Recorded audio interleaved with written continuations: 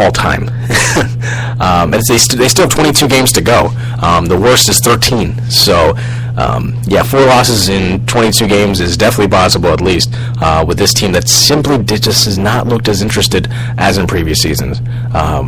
It just really hasn't been a good season for Chelsea, but maybe moving on to next year, those are just some of the hires.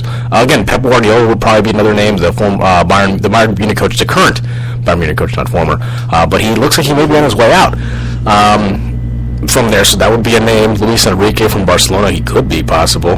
Simeone from Atletico Madrid. Those are just some names that, for me, would probably make more sense than this list. Again, Bleacher Report's a pretty reliable source, but for Chelsea, they're going to need a really high-profile coach that knows what he's doing and has had success. And those are just some names to throw out there, along with the names I listed just earlier. So we're going to take a short break, but when we come back, I'm going to talk my final topics on the careers of Erwin Wambach and Bo Ryan, 2 players that had left a lasting legacy in their respective careers. So to finalize this, I'm going to play a song here, Robin Schulz, Sugar, with Francisco Yates on the vocals. Thank you for listening in. We'll be back with the Spicy Sports Show with Sam Cerrone on Spreaker Radio.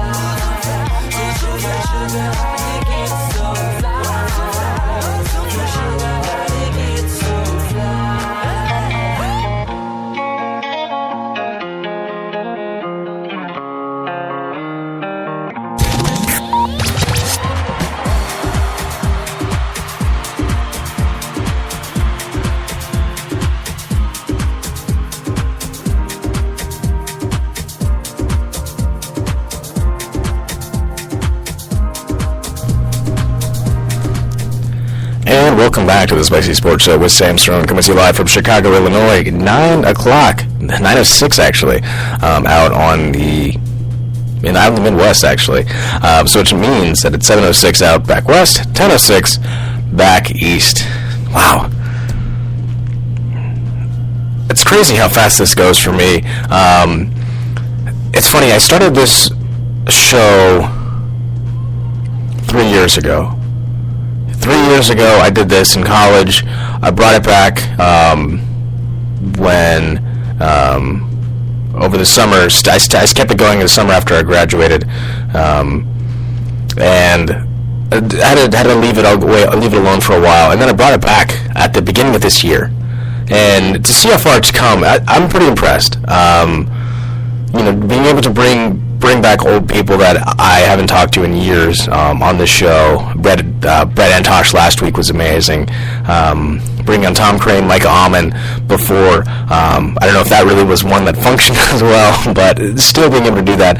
And being able to do this is more of a passion to me than it is work.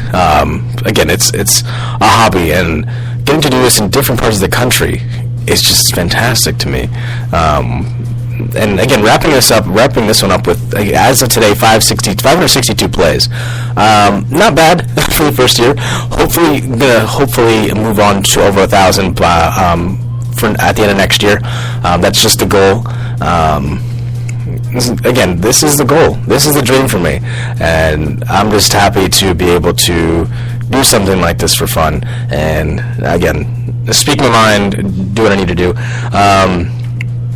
So I know the Star Wars premieres tonight. I think at midnight, I believe.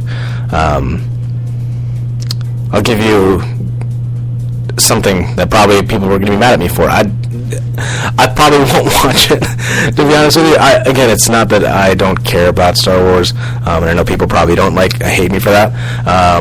I'll just watch it when I watch it. I still haven't watched a James Bond film, which I'm a big Bond person. The fact that I still haven't watched it kind of irks me at this point. And so yeah, that'll be my priority for me. I gotta watch the Bond film first before I even think about watching Star Wars. And then, let's see, I have to go to Seattle to pick up my passport, which is going to be fun. Lovely 3-hour drive from Portland. Yeah, because I need it. Because obviously you need a passport before you go out of the country. And because I've been delaying this for so long, I haven't had the need for a passport in quite some time that, yeah, I had to go renew it. I have to go renew that in Seattle, get that done, and then leave for El Salvador in T-minus 11 days. Oof, it's crazy.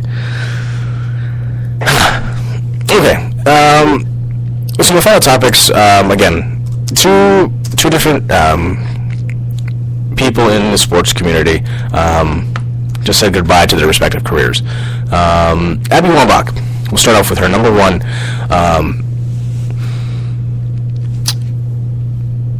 arguably the best women's soccer player of her generation. No question. I think she after Mia Hamm retiring,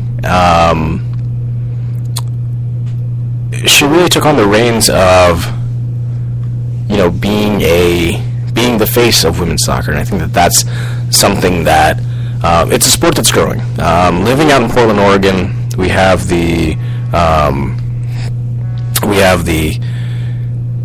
Portland Thorns, a women's soccer team who is, again, a beloved franchise. Alex Morgan was the face of the franchise. She moving on to Orlando City now. But Abby Wambach was one of the stars in the league for many years, and one of the stars of the women's national team for many years. 184 goals. That's crazy. It's crazy to think that. I think if you're ranking them all time for me, in my opinion, I'm going to go Mia Hamm 1 and then Abby Wambach 2.